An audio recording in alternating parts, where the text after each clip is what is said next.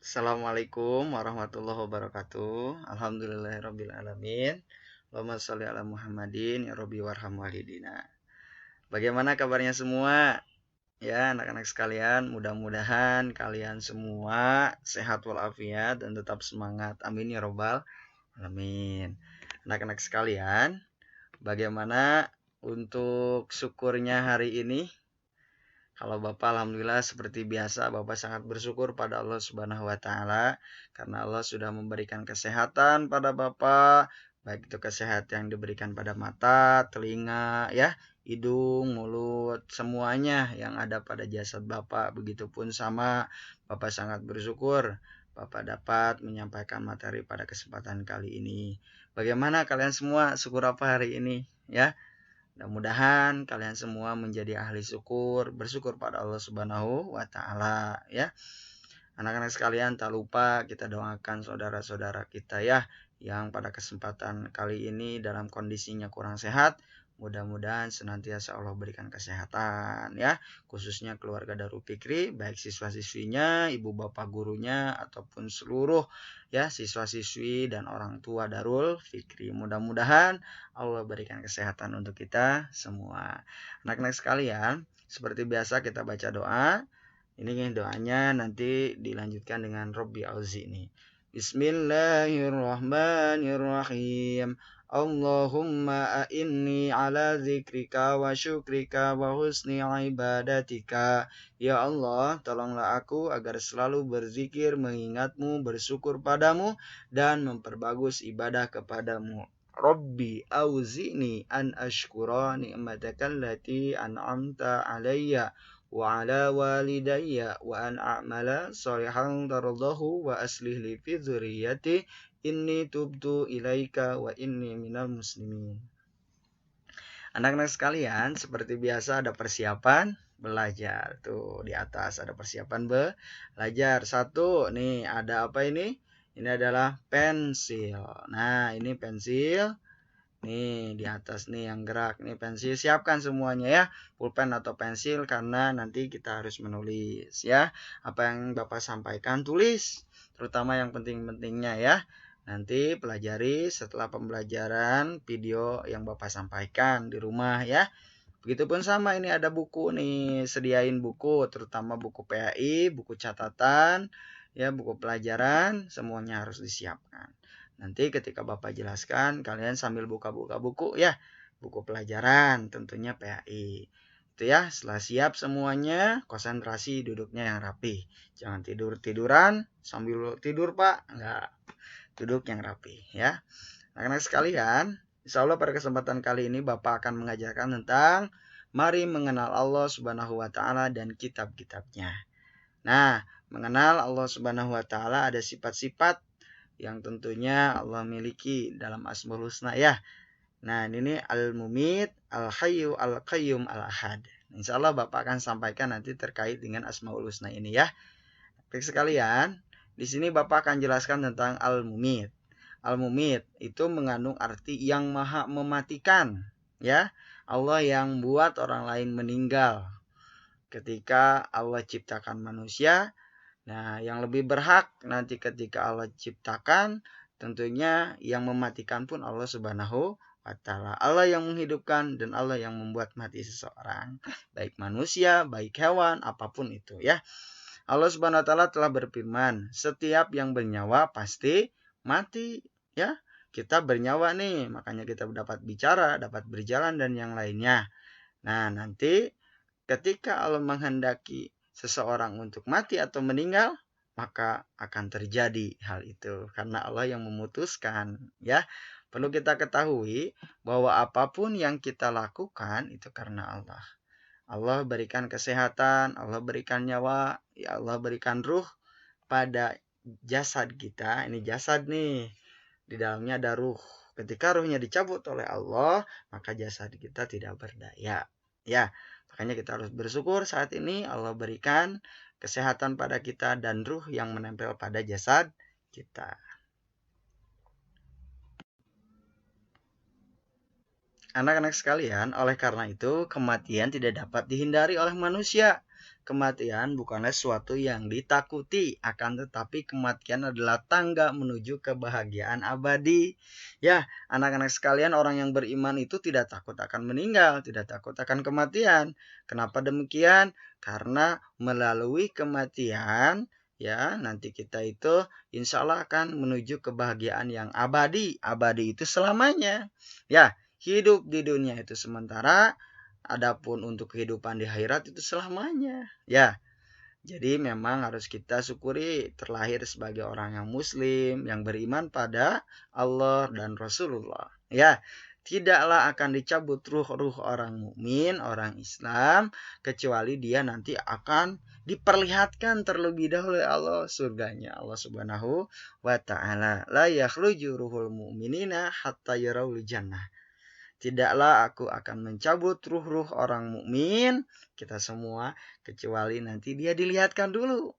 Ya, tempatnya itu surganya Allah. Makanya mudah-mudahan kita semua husnul khatimah ketika kita meninggal dalam keadaan baik, dalam keadaan beriman kepada Allah dan Rasulullah Shallallahu Alaihi Wasallam. Manusia, hewan, dan tumbuhan akan meninggal. Manusia tidak bisa lari dari kematian. Kemanapun kita lari, ke luar negeri, tetap kematian akan datang. Ya, kematian bukanlah suatu yang ditakuti, akan tetapi kematian adalah tangga menuju kebahagiaan abadi. Bila kita ingin bahagia, maka kita ikuti perintah Allah dan Rasulnya. Misalnya, rajin sholat, rajin baca Quran, rajin belajar, serta patuh pada orang tua dan guru juga sama. Ya, kemudian jauhi yang dilarang oleh Allah dan Rasulnya. Misalnya, mencuri, berkelahi, dan menyakiti orang lain. Selain itu, biasakan berdoa kepada Allah Subhanahu wa taala. Ya Allah, ya Mumit, wahai Tuhan yang Maha mematikan, matikanlah kami nanti dalam keadaan husnul khatimah. Itu Allahumma ini as'aluka husnul khatimah. Mudah-mudahan kita semua ketika meninggal dalam keadaan husnul khatimah. Apa husnul khatimah? Itu dalam keadaan ridhonya Allah meninggalnya, ya, dalam keadaan ingat pada Allah, dalam keadaan menjalankan ibadah kepada Allah.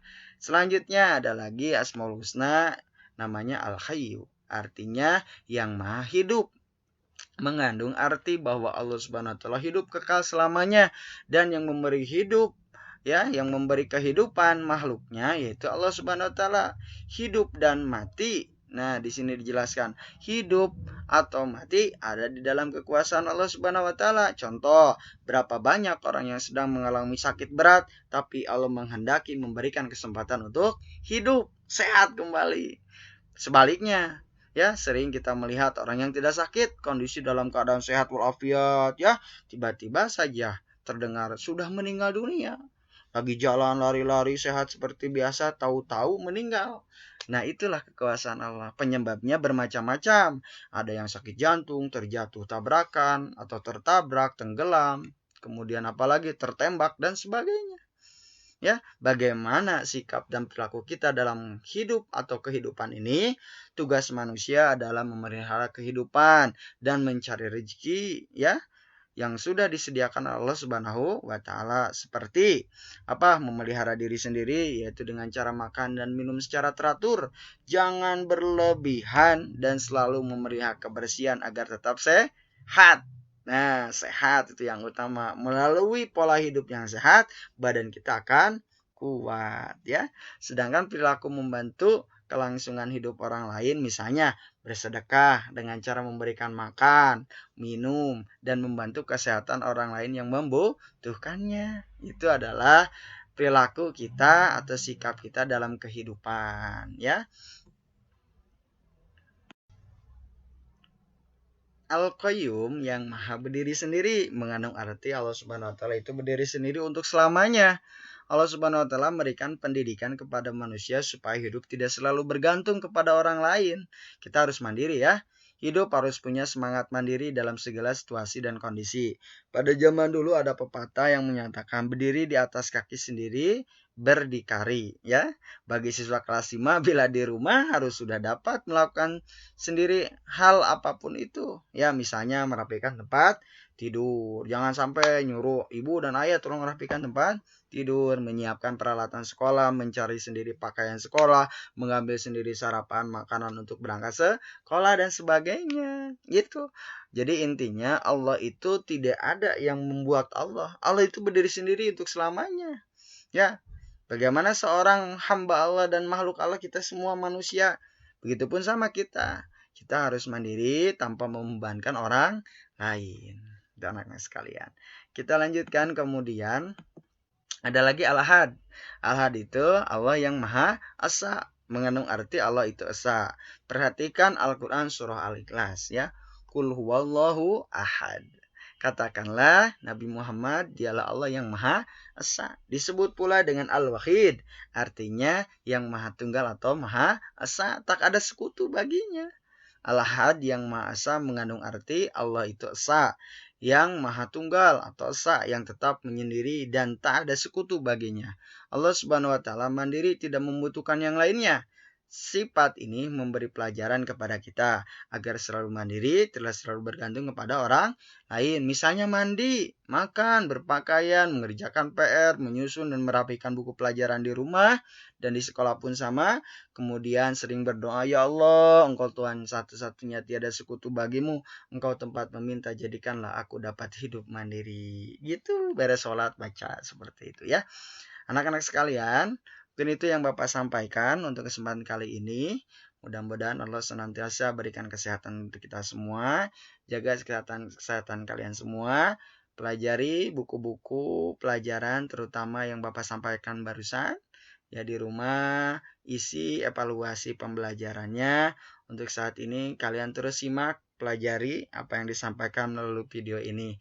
Insya Allah nanti Bapak akan share evaluasi soal-soal dari pokok bahasan yang Bapak sampaikan. Marilah kita baca hamdalah bersama-sama. Alhamdulillahirrabbilalamin. Astagfirullahaladzim. Astagfirullahaladzim. Astagfirullahaladzim. Subhanakallahumma wa bihamdika. Asyhadu an la ilaha illa anta. Astagfiruka wa atubu ilaik. Billahi bisabil haq. Assalamualaikum warahmatullahi wabarakatuh.